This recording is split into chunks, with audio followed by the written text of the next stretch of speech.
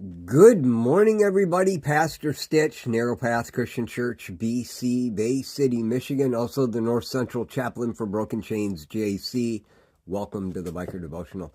Today is January 25th, 2026, and we are looking at Proverbs chapter 25, verse 4 and 5.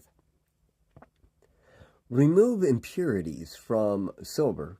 A vessel will be produced by a silversmith.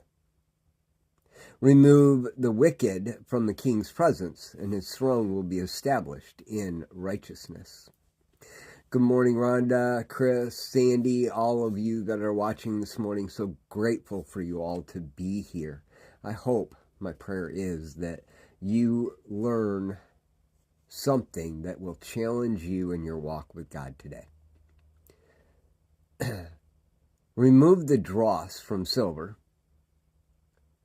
and the mold will produce its intended purpose. It's interesting that the way this is written, the reality is if you don't remove the impurities from silver, and you take and you pour those impurities after you've melted the silver, you pour those impurities into the mold along with the silver. What you're going to get is a mixed up, mashed up, falling apart product. You have to actually skim the dross, the impurities off the top, and then rerun it through the fire to make sure that any more are taken out. The more pure it is, the better the mold will come out. And but if you don't take the impurities out at all, what you get is cavities that create weak points and distortions and actually makes it look really ugly.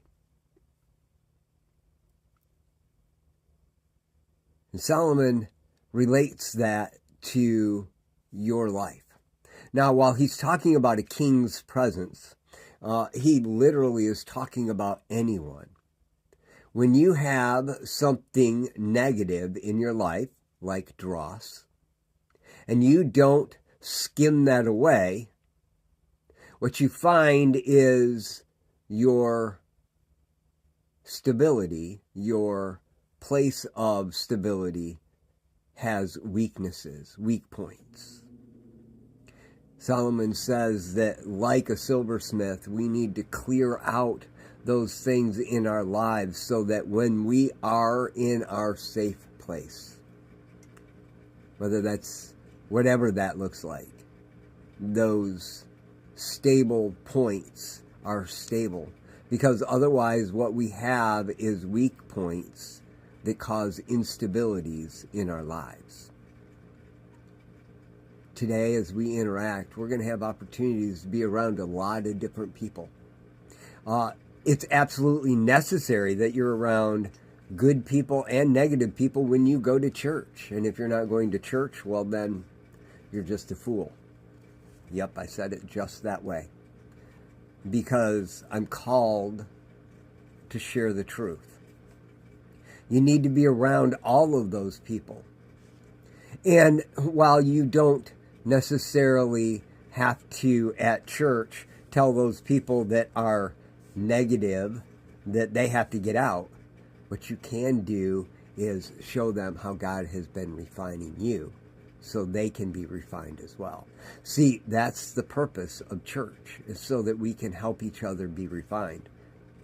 It's the purpose of the pastor to stand in front of you and say, well, you know what?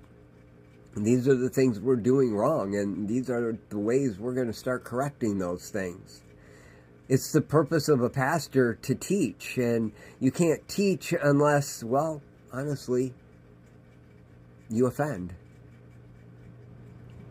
I don't like that part of my job. I would much prefer to be able to stand in front of you and just tickle your ear and make you feel good about yourself. But the reality is we're called to be the body of Christ.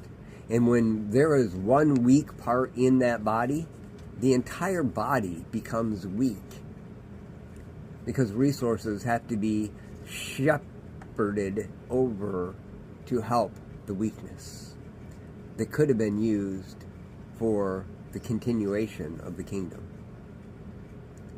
So go to church today. If somebody offers an opinion or an insight into your life that you don't like, I understand. I don't like them either, and I get them on a regular basis. But take those, use them as opportunities to run through the fire and see what comes up. And if there are impurities, skim them off. Because the more pure you are, the greater the impact you have in both the kingdom work and in your home life. Guys, I love y'all. You got plenty of time. You can get to church today. I don't care where you go. I literally don't care where you go.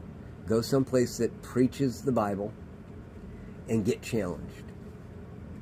Over time, God will place you where it is that you need to be for His greatest benefit. And guess what? Sometimes that is not where you want to be for your greatest pleasure. But He'll put you there. And He'll challenge you, and you'll grow. And others around you will grow as well. And it will strengthen the community of believers. I love y'all. Hope you have a great day. God bless.